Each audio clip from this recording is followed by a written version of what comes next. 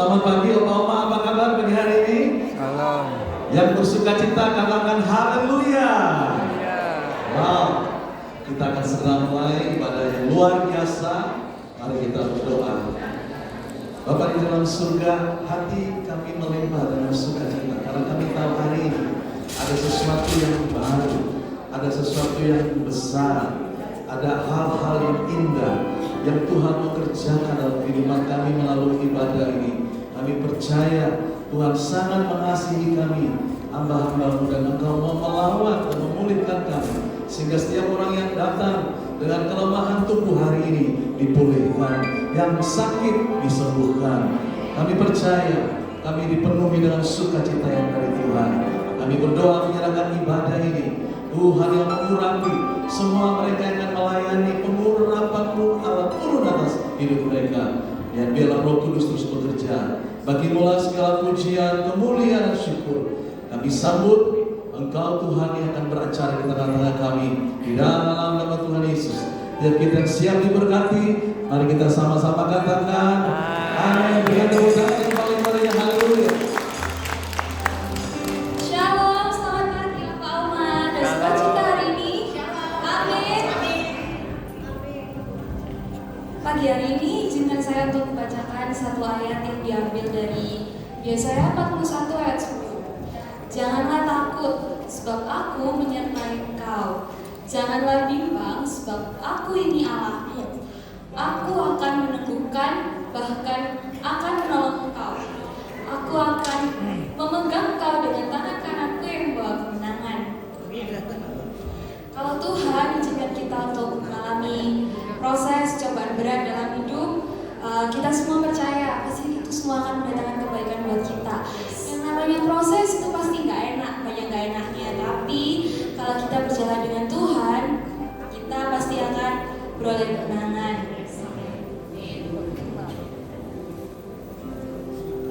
Kasihnya Tuhan itu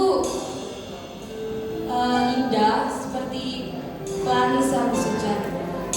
Amin. Mari kita nyanyikan lagu ini sama-sama ya.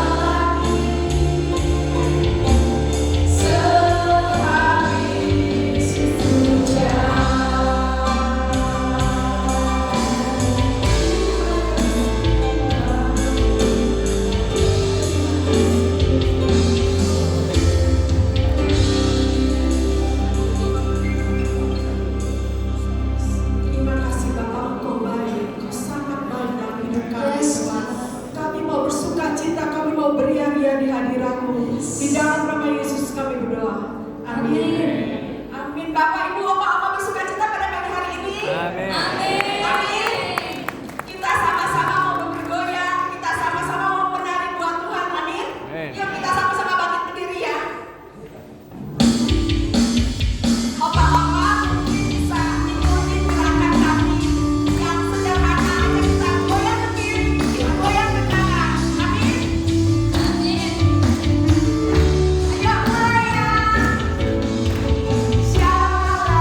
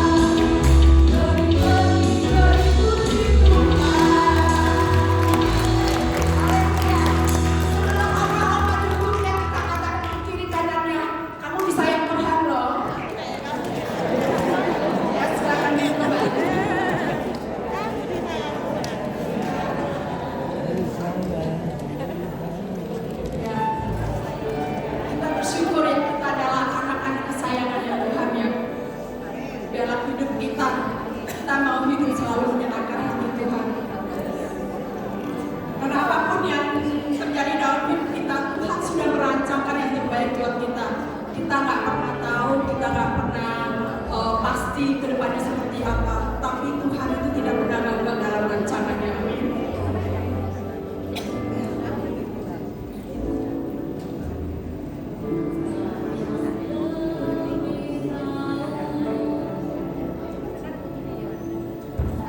Cara untuk membuka jalanku,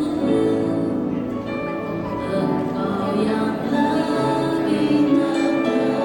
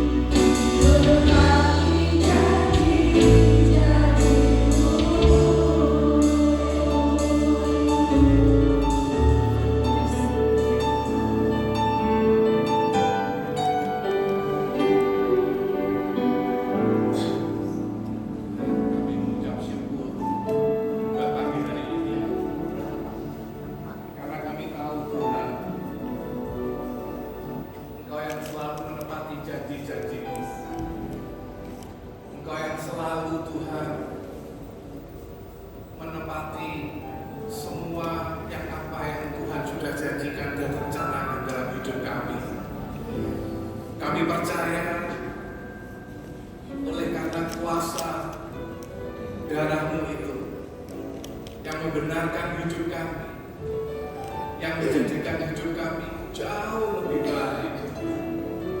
Terima kasih buat pagi hari ini Tuhan. Biar Tuhan sendiri yang berbicara. Tuhan, Kau turunkan roh hikmat dan pengenalan akan Engkau di tengah-tengah kami, supaya kami bisa mengerti Tuhan rencana-Mu, supaya kami bisa mengerti Tuhan apa yang Tuhan mau dalam kehidupan kami selanjutnya. Terima kasih buat pagi hari ini. Hanya di dalam nama Yesus kami ucap syukur dan berdoa. Amin. Selamat pagi, Om dan Tante yang dikasih Tuhan. Pagi hari ini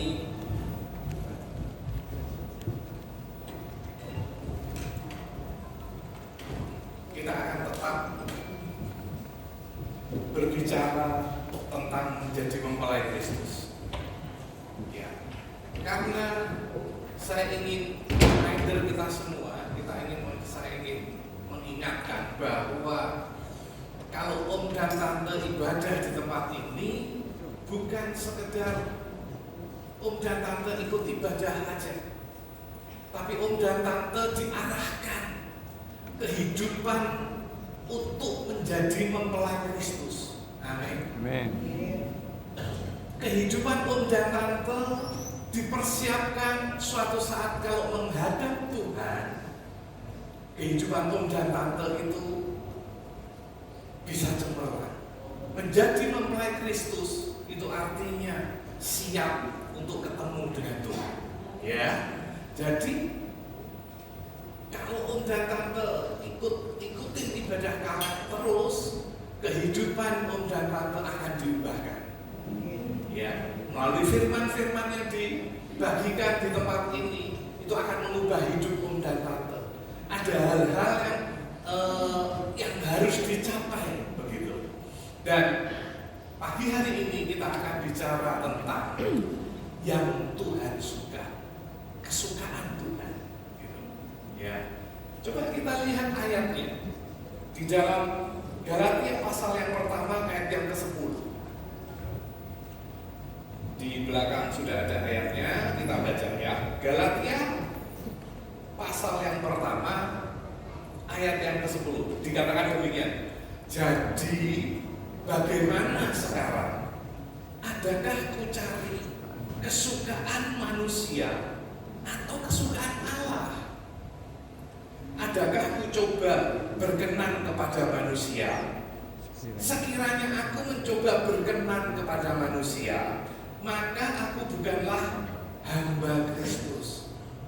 Om dan Tante, surat Galatia ini ditulis Rasul Paulus untuk jemaat di Galatia yang sekarang itu negaranya namanya Turki. Ya, jadi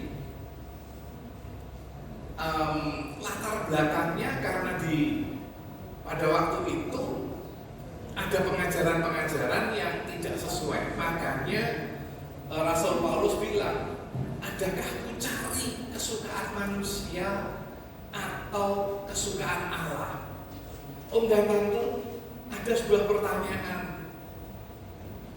yang disampaikan di sini. Kita mau menyukakan manusia atau menyukakan Tuhan? Ya, kita mau memberikan sesuatu yang menyenangkan kepada manusia atau kepada Tuhan? Pernyataan ini itu yang pertama itu merupakan pilihan. Betul ya? Ini merupakan pilihan, prioritasnya yang mana? Mau kepada Allah atau kepada manusia? Dalam hidup kita sehari-hari, bukankah begitu kita bangun tidur kita harus sudah memilih semuanya? Betul? Kalau bangun tidur, apa yang harus dilakukan dulu? Mau berdoa, terserah. Mau buka HP, mau ngecas HP, boleh. Ya tuh. Bangun tidur, mau apa lagi? Sudah mikir, aduh, mau masak apa ya hari ini? Ya, atau mau belanja apa ya? Yang di kulkas tadi yang habis apa ya? Ini sebuah pilihan. Kehidupan kehidupan kita, begitu kita bangun tidur, kita dihadapkan. Kita mau memilih siapa? Mau memilih kesukaan Allah atau kesukaan manusia? Kita mau bangun tidur, mau belajar menghadap Tuhan, menyukakan hatinya, menyembah Dia. Yang saya katakan 2 bulan yang lalu, belajar untuk 15-20 menit dulu setiap hari, datang kepada Tuhan, nyembah Tuhan. Tuhan, ini loh hidupku. Ya toh, Tuhan, ini loh hidupku. Aku pengen dengar suaramu Tuhan. Aku pengen ngerti rencanamu dalam hidupku. Aku pengen dekat sama Engkau Tuhan. Apakah itu yang dirindukan? Atau kita mikirin apa ya? Yang di dunia ini itu adalah sebuah pilihan. Kita mau memilih kesukaan Allah atau kesukaan manusia. Contohnya di dalam pelayanan, ya toh, di dalam pelayanan apakah kita melayani itu mau menyukakan manusia atau menyukakan Tuhan? Wah, aku pinter nyanyi oh tadi. Oh, aku pinter khotbah. Oh, aku pinter ini. Aku mau menonjolkan diri. Kamu cari hal yang duniawi. Kamu pengen cuman, oh teman-temanmu ngomong, oh kamu hebat. Cuman itu yang dicari. Atau kita pengen menyukakan hati Tuhan. Tuhan, Kau sudah berikan kesempatan aku untuk bisa melayani. Ini anugerah. Aku mau bekerja sebaik-baiknya. Yang mana yang kita pilih? Itu adalah sebuah pilihan. Pilihan iman kita. Iman kita mau menyerahkannya kepada Tuhan, atau kita menyenangkan sekedar sebagai manusia. Itu pilihan. Yang Tuhan suka yang seperti apa? Nah, pagi hari ini kita akan belajar nanti. Ada seorang tokoh di Alkitab yang bisa menyenangkan Tuhan, yang Tuhan tiba-tiba tertarik dan jatuh cinta dalam tanda kutip. Dan kalau kita akan bisa belajar apa yang Tuhan suka dari kehidupannya, kenapa tidak kita contoh? Betul kan? Ya loh, kenapa tidak kita contoh sehingga kehidupan kita di kemudian hari kita bisa menyukakan hati Tuhan. Apa yang Tuhan suka? Untuk menjadi mempelai Kristus, itu kita harus belajar untuk menyukakan hati Tuhan. Ada yang namanya pertobatan yang sejati. Ya, oke, kalau kita tahu hal itu, kita lanjutkan. Slide yang berikutnya. Sekarang harus dimulai dari mana, kan gitu? Kalau kita tahu bahwa aku mau menyukakan Tuhan nih, aku mau memilih Tuhan, imanku akan kepada Tuhan. Terus mulainya dari mana, gitu kan? Nah, coba dibaca ayatnya di Roma 12 ayat yang kedua, dikatakan, janganlah kamu menjadi serupa dengan dunia ini, tetapi berubahlah oleh pembaruan pikiran dan yang dikasih Tuhan. Dimulai dari cara berpikir kita. Ya, dimulai dari cara berpikir kita. Kita mau belajar untuk memikirkan hal-hal yang menyenangkan bagi Tuhan. Kita mau belajar untuk memikirkan hal-hal yang jauh, bukan cuma yang di duniawi aja. Kita perlu melatih pikiran kita untuk kita bisa melihat segala sesuatu itu dari sudut pandang Tuhan. Amin. Ada banyak orang yang sudut pandangnya salah.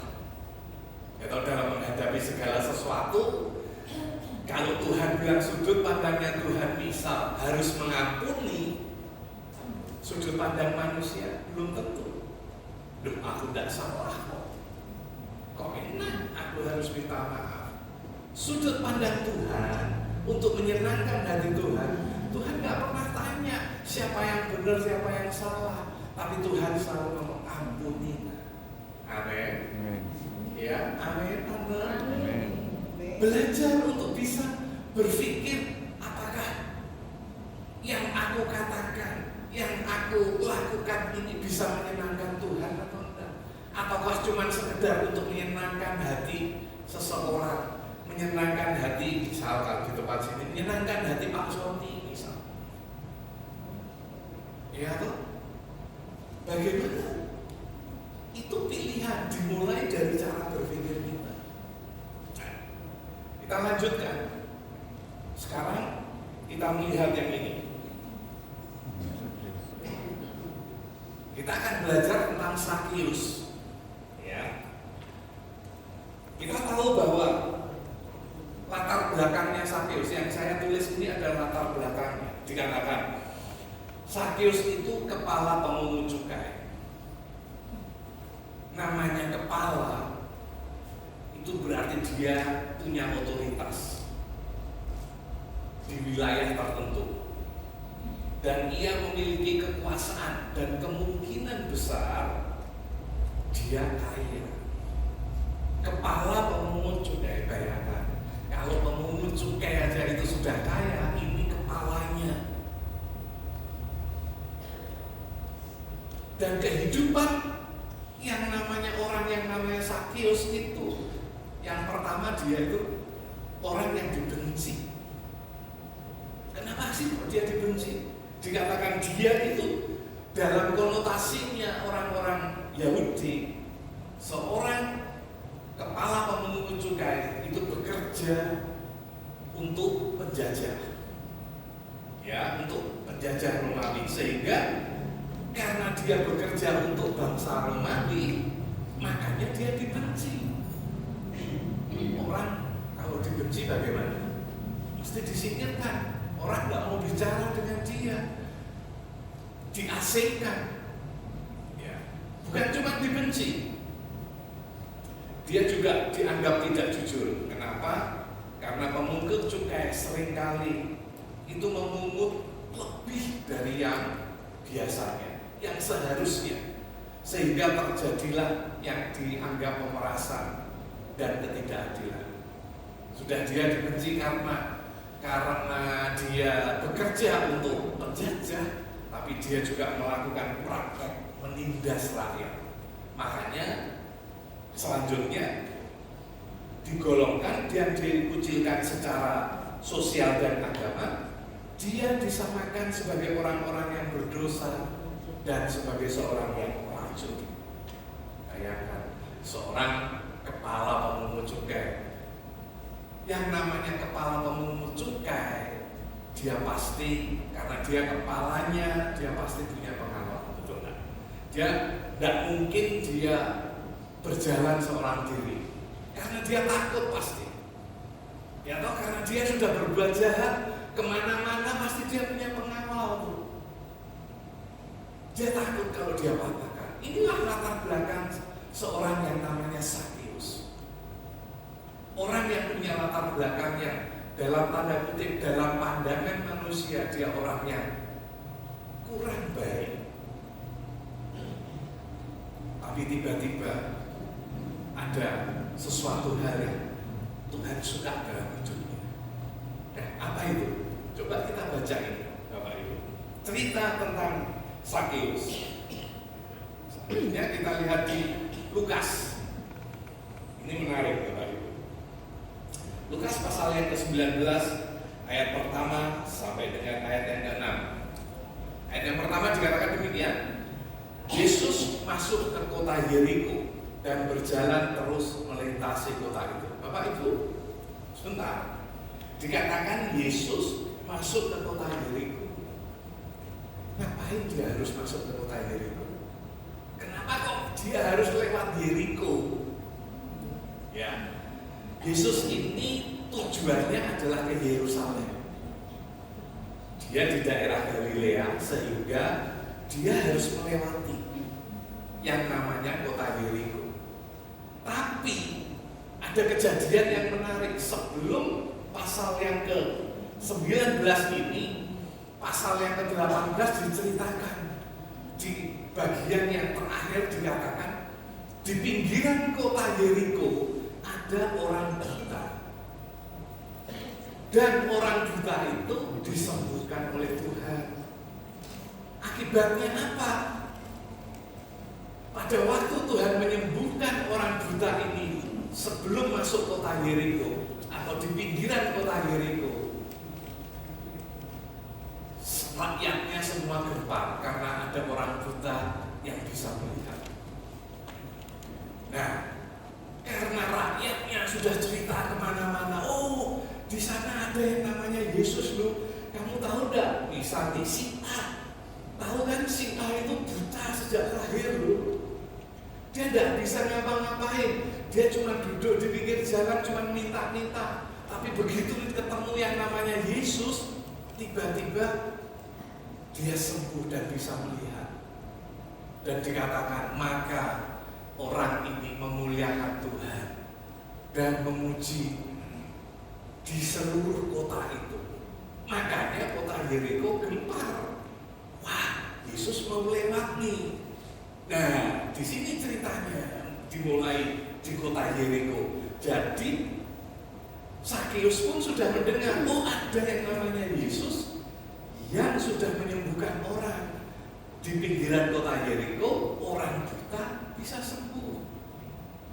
Dari sinilah dia punya keinginan untuk melihat seperti apa Yesus itu. Ya. Oke, kita lanjutkan.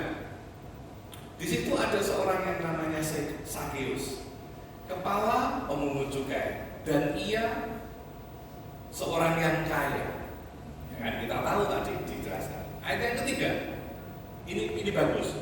Ayat yang ketiga dikatakan ia berusaha. Kita garis bawahi kata berusaha. Bapak Ibu, Om dan Tante yang dikasih Tuhan, Om dan Tante berusaha datang ke tempat ini.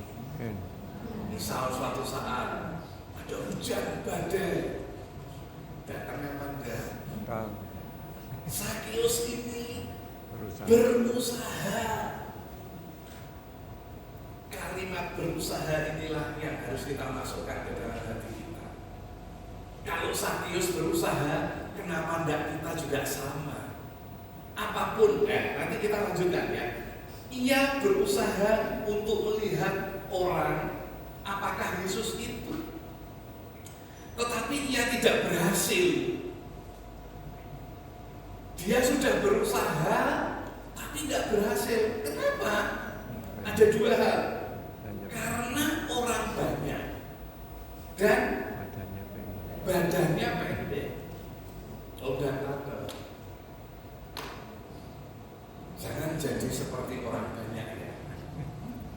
Tuhan bilang jangan menghalangi orang datang kepada Yesus. Jangan seperti orang banyak. Sakeus mau ketemu, mau lihat Tuhan aja nggak bisa karena ada orang banyak. Bukankah kadang kehidupan kita juga seperti orang banyak ini? Ada orang mau ketemu Yesus, ada orang mau datang ke gereja melihat kehidupan kita. Waduh, kita aneh nyanyi di depan, tapi hidupnya sama aja. Kelihatannya aja di depan, tapi nek ngomong, tapi cara kerjanya, bukankah itu kita seperti orang banyak yang menghalangi orang untuk dekat dengan Tuhan? Pagi hari ini kita diingatkan, jangan seperti orang banyak. Katakan di sebelahnya, jangan seperti orang banyak ya. Yang menghalangi orang ketemu Tuhan. Benar. Pada waktu saya baca ayat ini, Tuhan ingatkan, hei, hidupmu juga bisa loh seperti orang banyak. Bukankah kita ini harus menjadi terang dan garam? Terang itu artinya menerangi, menuntun orang untuk membawa kepada Yesus. Garam artinya memberi pengaruh yang baik kepada orang, menjadi contoh dan teladan kepada orang untuk mereka bisa ketemu Yesus. Jangan jadi orang banyak yang menghalangi orang ketemu Yesus. Amin. Jangan seperti orang banyak. Ya, pagi hari ini kita diingatkan, jangan seperti orang banyak. Yang kedua, kenapa? Karena badannya pendek, artinya apa Pak? Punya keterbatasan dalam hidupnya. Tadi saya sebutkan, mau ibadah, hujan, mau ibadah, macet misal, mau ibadah, aduh panasnya tidak karuan, tadi hujan salah, panas salah, coba. Kita apa? Gitu kan? Ya tadi dikasih hujan ngomong, ditelepon Tante Hun, loh kok tidak ikut hujan? Ya tahu nanti hujannya sudah selesai, ditelepon sama Bu Agus, kenapa tidak datang? Panas ya, repot. Ya tahu hujan salah, terang salah, terus maunya gimana? Jadi jangan punya alasan gitu loh. Sakius aja yang meskipun punya keterbatasan, badannya pendek. Kalimat tadi di awal apa? Berusaha. Selanjutnya dikatakan, maka berlarilah ia mendahului orang banyak, lalu memanjat pohon ara untuk melihat Yesus yang akan lewat di situ. Bayangin, seorang yang punya pangkat, seorang yang punya kedudukan tinggi, seorang yang punya harga diri yang di atas. Mungkin dia lari cepat-cepat meninggalkan pengawalnya. Dia lari, dia korbankan harga dirinya. Dia seorang kepala pemungut cukai, orang yang terpandang. Tapi dia lari-lari seperti anak kecil, manjat pohon lagi. Bayangkan, kalau itu orang biasa, orang yang mungkin maaf kata ekonominya rendah, ya sudah biasa. Orang lihat manjat pohon, betul. Tapi kalau ada orang yang terpandang, orang yang kaya, misalnya siapa, orang yang terkaya di Malang, tiba-tiba manjat pohon, coba bayangin, ya kan, apa kata orang? Terus nanti ada tetangganya di foto, saya viral, ya atau di mana-mana, ada orang, ini ngapain? Ya mau ambil mangga kan? Karena musim mangga kan gitu. Mau ngambil apa dia? Ngapain? Uangnya banyak kok. Benar gak?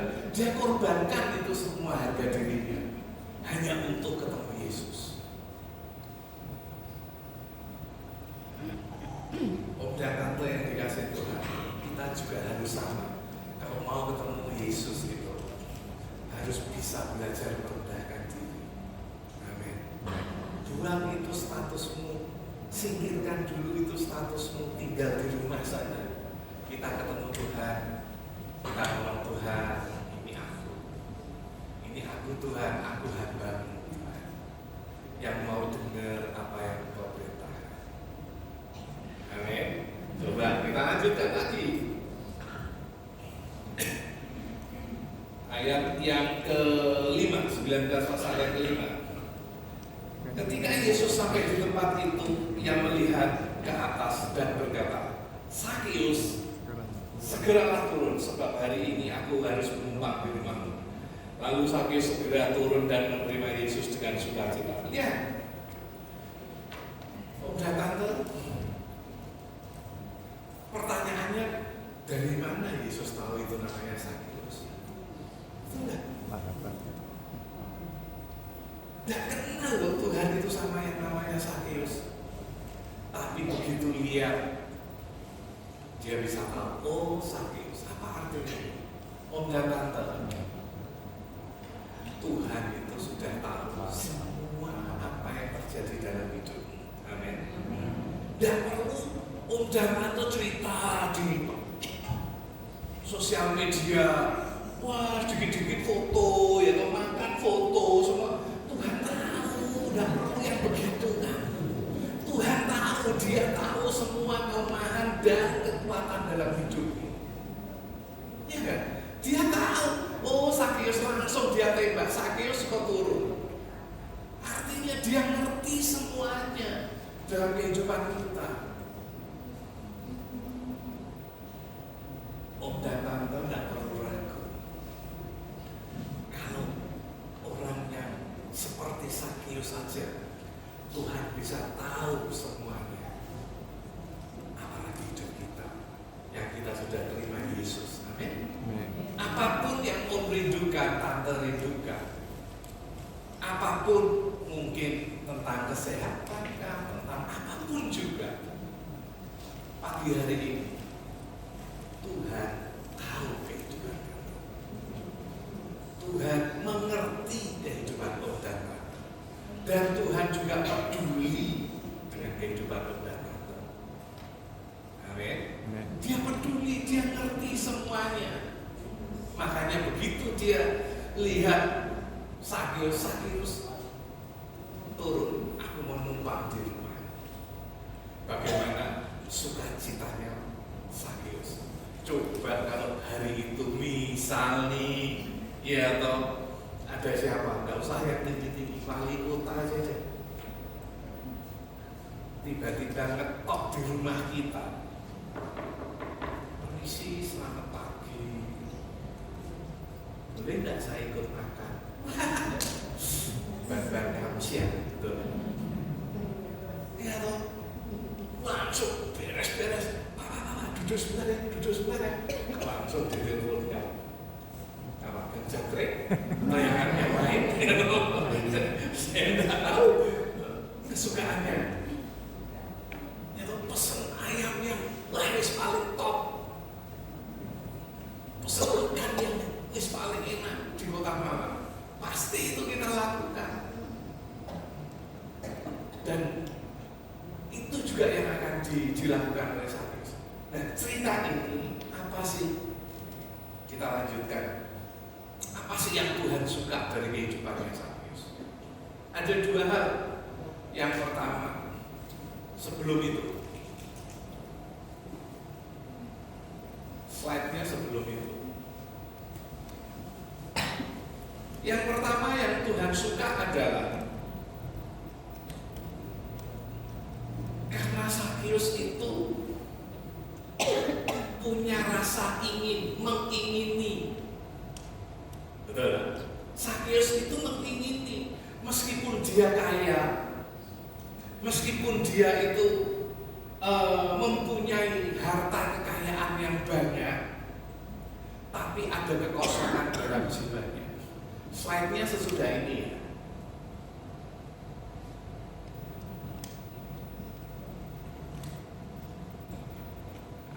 Dikatakan dalam Matius, berbahagialah orang yang lapar dan haus akan kebenaran, karena mereka akan dipuaskan.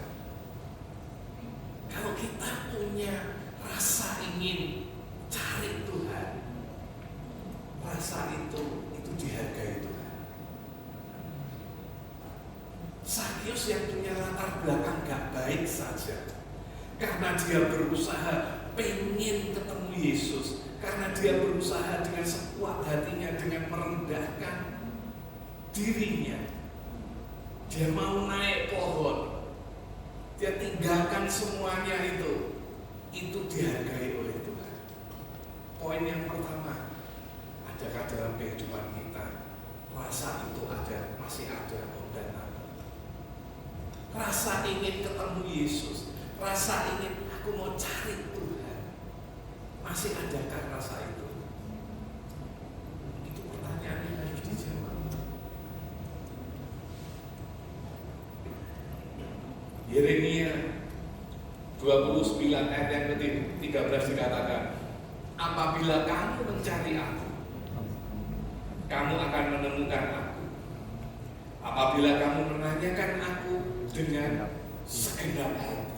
Ada kata segenap hati. Pertanyaannya, adakah itu masih ada dalam kehidupan kita?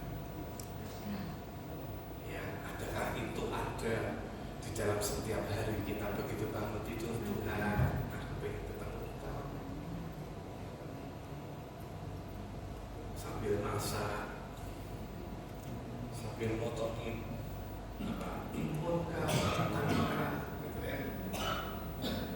Kalau masak sop buntut ada kentangnya, ada wortelnya, gitu. Ya toh? Sambil motongin Tuhan, kok rindu Engkau ya. Adakah yang seperti itu? Karena itu yang dicari Tuhan. Yang Tuhan suka adalah rasa keinginan untuk mencari Dia, itulah yang dihargai.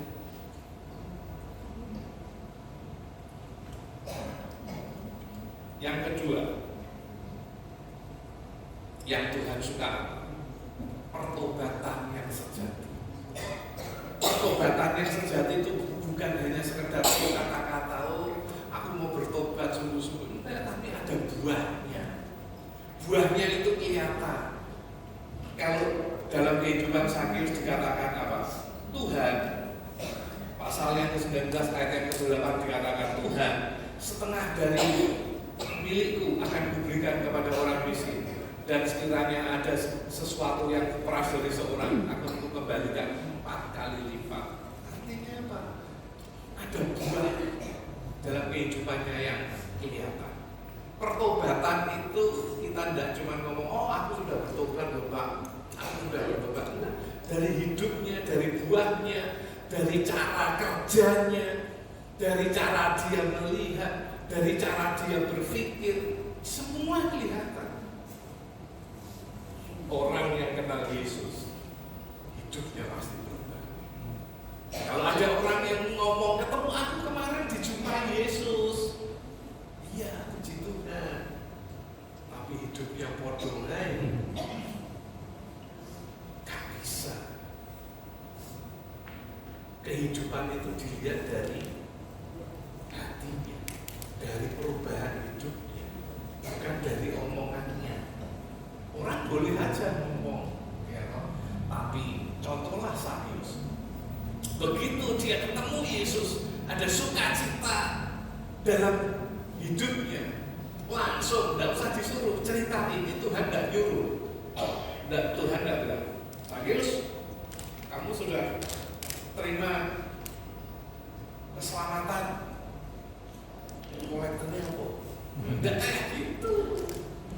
Nyembah, bukan kayak gitu. Keluar dari hatinya, oke Tuhan, setengah dari hartaku untuk orang miskin. Oke, coba kita lihat di 2 Korintus 5 ayat 17. Dikatakan seperti apa?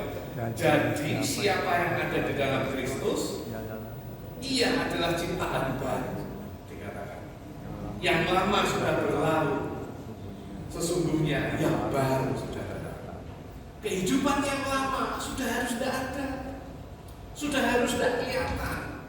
Karena begitu kita terima Yesus, ada kehidupan yang baru, ada Roh Allah yang ada dalam kehidupan kita, yang selalu tiap hari Dia akan bicara, jangan lakukan ini, kau ampuni, kau berbuat baik, kau memberi. Selalu Dia akan berikan itu. Tapi bagaimana kehidupan kita? Teman-teman pemain musik bisa masuk, song leadersnya sama singernya juga. Ini yang terakhir, ini yang kita renungkan, Bapak. Ya, dan nanti kita renungkan ini. Ada 3 hal yang kita harus renungkan dari cerita tentang Sakius.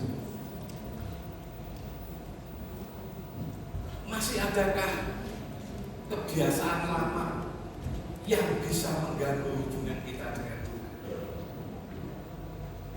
Masih adakah kebiasaan atau dosa yang masih kita simpan, yang mungkin pendeta tidak tahu, semua orang tidak tahu, hanya Engkau yang Tuhan yang tahu. Karena kebiasaan atau dosa inilah yang menghambat kita berjumpa dengan Tuhan. Yang kedua, punya keinginan untuk mencari Tuhan. Masih adakah rasa ingin mencari Tuhan dalam hidup kita? Ya. yang terakhir, mengizinkan Yesus masuk dalam seluruh area kehidupan kita, termasuk uang kita. Amin. Termasuk uang kita. Izinkan Tuhan itu. Ada orang-orang yang saya kenal. Oh tadi pokoknya habis ini untuk Tuhan ya ini. Yang lain masalah anakku jangan dipikirin. Masalah apalagi dompetku, apalagi tabunganku, terus gak usah mewah-mewah. Yang penting ini aja tidak bisa. Semuanya izinkan Tuhan itu masuk. Tuhan bukan ingin minta, tapi Tuhan ingin ajari kita menjadi pengelola yang baik. Pagi hari ini biarlah 3 hal ini kita refleksi. Ya, kita refleksi bagian mana yang kita masih kurang. Karena kalau kita jadi mempelai Kristus, kita harus bisa kelihatan sempurna di hadapan. Kita harus bisa mempersiapkan hidup kita untuk jadi mempelai yang tidak bercacat. Amin. Om dan Tante boleh kami berdiri.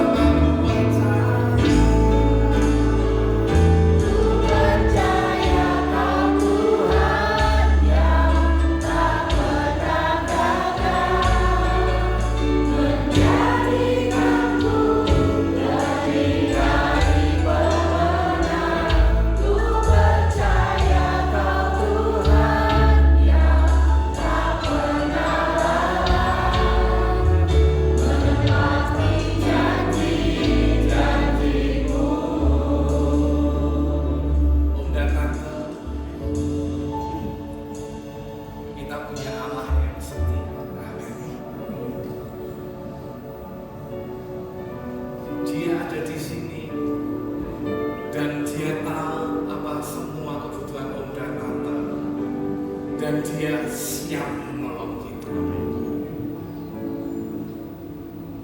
Dia yang akan membuka jalan, Dia yang akan membuka pintu-pintu berkat, pintu kesembuhan, pintu apapun yang kita butuhkan, Dia sudah buka.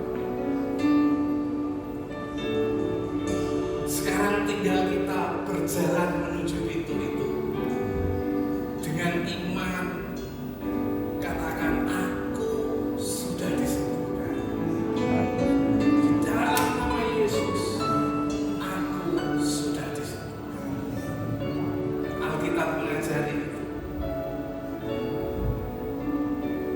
dan tetap harus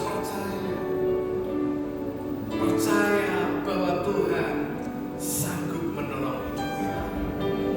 Katakan, ku percaya kau Tuhan yang tak pernah gagal, menjadikanku lebih dari pemenang.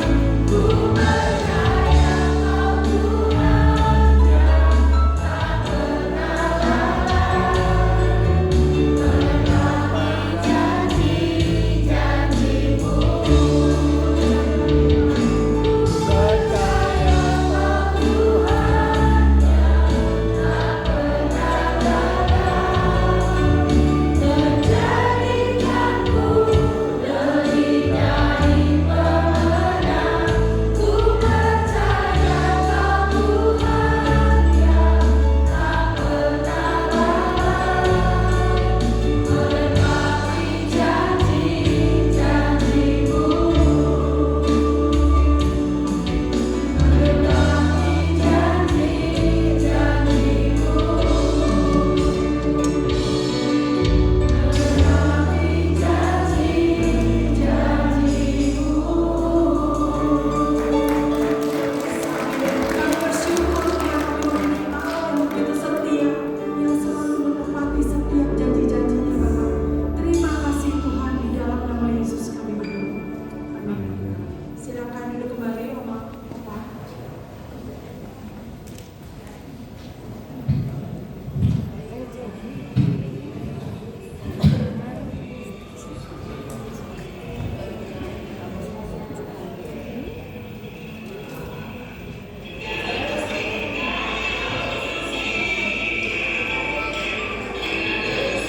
Wah, ini acara apa ini?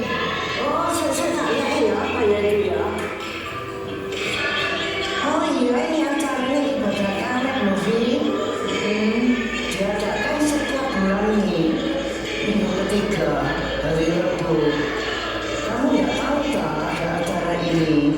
Ayo, kalau mau, kamu saya ajak papa mama, orang tua datang berkarya, ikut ibadah ya.